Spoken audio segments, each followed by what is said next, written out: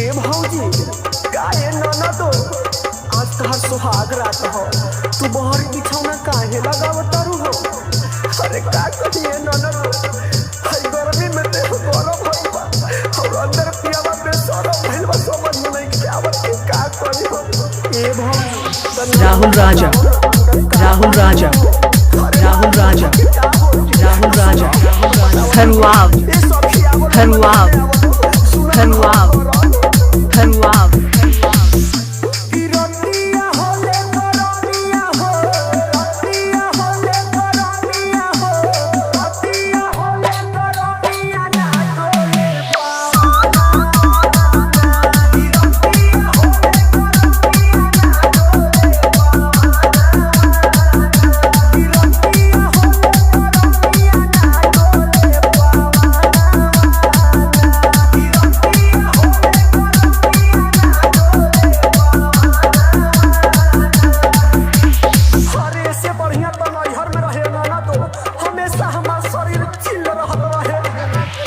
राहुल राजा राहुल राजा राहुल राजा राहुल राजा राहुल राजा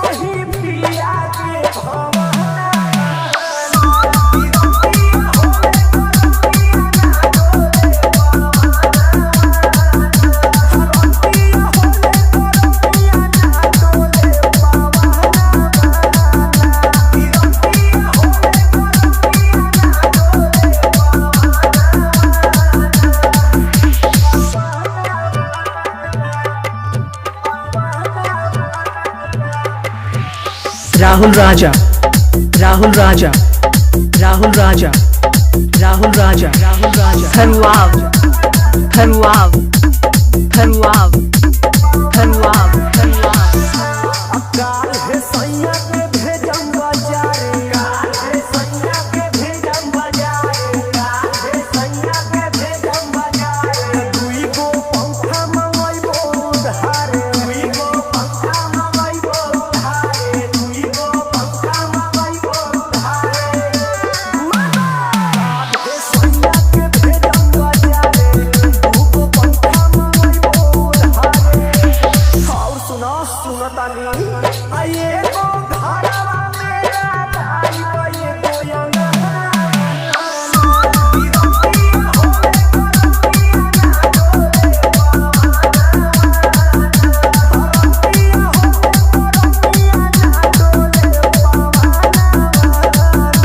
राहुल राजा राहुल राजा राहुल राजा राहुल राजा राहुल राजा। अरे तो शरीर गरम बा ऊपर से दिमाग गरम हो गइल बहुत दिक्कत बा।